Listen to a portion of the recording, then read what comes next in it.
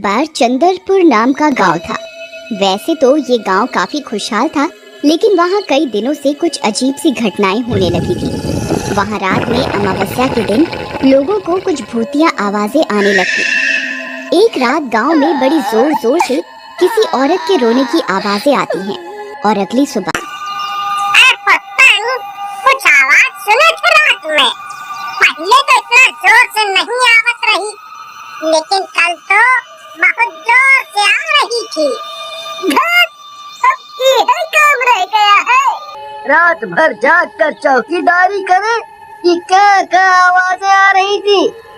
तुम भी न राजू भाई, हम तो तोरी भाभी के साथ रहे, रात भर उसी के खर्राटे की आवाज आवत है। अरे ना ना ना पुत्तन भैया, हम सही कह रहे हैं। रात में बहुत आवाज आ रही थी, किसी औरत के रोने की। हम ही नहीं कहते, गांव के और लोग भी बतावत है यही बात। लेकिन पुत्तन राजू की बात पर कोई ध्यान नहीं देता और वहाँ से चला जाता है। उसी गांव में कल्लू और गोरी नाम के दो पति पत्नी रहते थे। दोनों एक दूसरे से बहुत प्यार करते थे। हाय मेरी जान, अगर तुम न होती तो मेरा क्या होता? अरे छोड़ो जानू, जब अपना मतलब होता है तो चले आते हो लुलु लुलु करके। फिर एक दिन गोरी को अपने माँ बाप की तबीयत खराब हो जाने का पता चलता है। कल्लू, माँ और बाबूजी की तबीयत खराब है, हमें आज ही उनसे मिलने जाना पड़ेगा। हाँ हाँ गौरी, हमें आज ही जाना चाहिए। ऐसा कहकर गोरी और कल्लू गोरी के माँ बाप के घर जाने के लिए निकल पड़ते हैं। लेकिन जैसे ही वो दोनों निकलते हैं उन्हें पुत्तन मिल जाता है।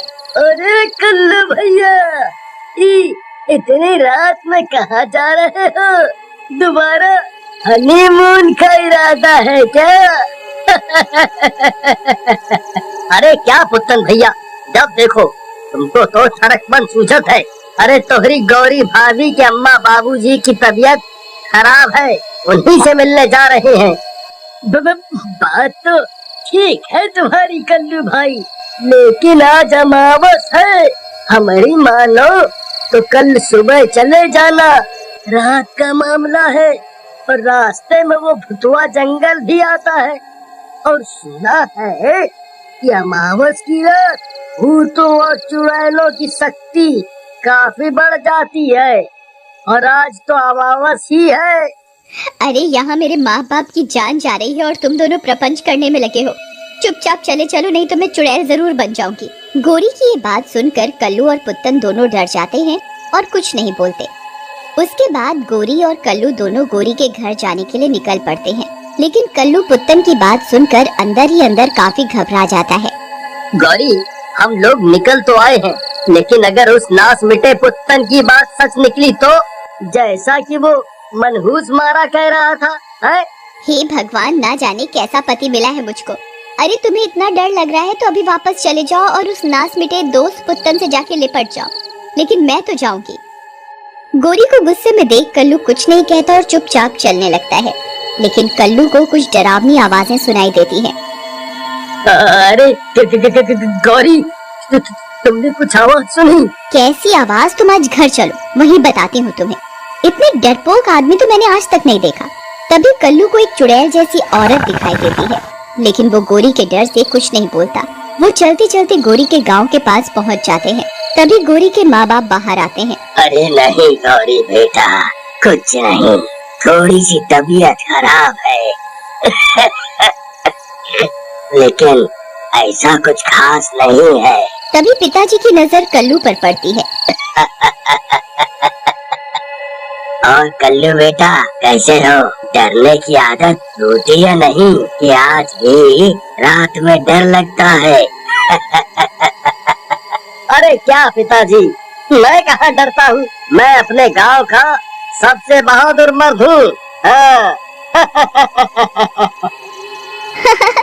चलो अभी रास्ते का हाल बता दूंगी तो बेइज्जती हो जाएगी यहाँ पर, चूहे कहीं के। उसके बाद दोनों कमरे में चले रात में। अरे गौरी डार्लिंग, याद है मैं पहली बार तुमसे इसी कमरे में मिला था? तो क्या करूं, उसी दिन का अफसोस है मुझे। जो तुम जैसा निकम्मा पति मिला। कल्लू उसकी डरावनी आवाज सुनकर डर जाता है और सो जाता है। रात में सोते समय उसे अपने बेड के पीछे से कुछ डरावनी आवाजें आती हैं। अरे मर गया रे, ये कैसी डरावनी आवाजें हैं। लेकिन इस गौरी को बताऊंगा तो मेरा खून पी जाएगी। ऐसा कहकर कल्लू फिर से सो जाता है और डर के मारे गौरी को कुछ नहीं बताता। अगली सुबह वो अपनी सास के पास जाता है। अरे मम्मी, रात में मुझे अपने बेड के पीछे से कुछ डरावनी आवाजें आ रही थी। अरे कुछ नहीं बेटा, तुम थक गए थे, शायद तुमने नींद में कोई भयानक सपना देख लिया होगा, कुछ नहीं है। फिर उसी रात कल्लू और गौरी सो रहे होते हैं कि तभी कल्लू को वही डरावनी आवाजें फिर से सुनाई देने लगती हैं और वो जाग जाता है। वो देखता है कि गौरी वहाँ नहीं है। अरे ये रात में गौरी कहाँ चली गई? एक तो ये डरावनी आवाज मेरा पीछा नहीं छोड़ रही, ऊपर से ये गौरी जाने कहाँ चली गई। कल्लू गौरी को यहाँ वहाँ देखता है लेकिन उसे गौरी कहीं नहीं दिखती। हे भगवान, ये रात में गौरी कहाँ चली गई?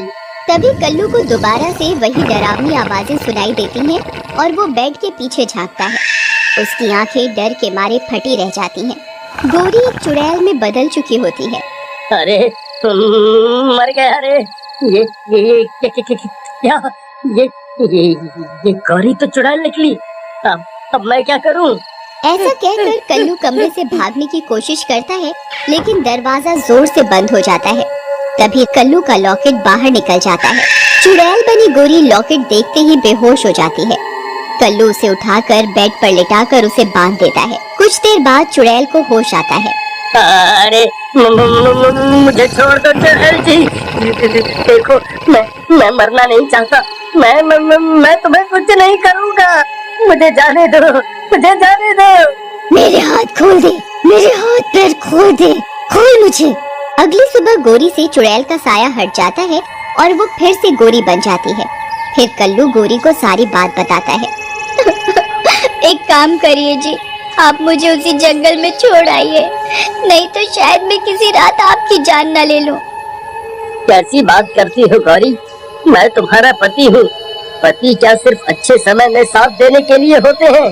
तुम चिंता ना करो, हम साथ मिलकर इस समस्या का कुछ न कुछ उपाय निकाल लेंगे। फिर उसके बाद गौरी और कल्लू सारी बात गौरी के माँ बाप को बताते हैं। बात सुनने के बाद गौरी के पिताजी, वाह बेटा, मैं तो धन्य हो गया तुम्हारे जैसा बेटा पाके।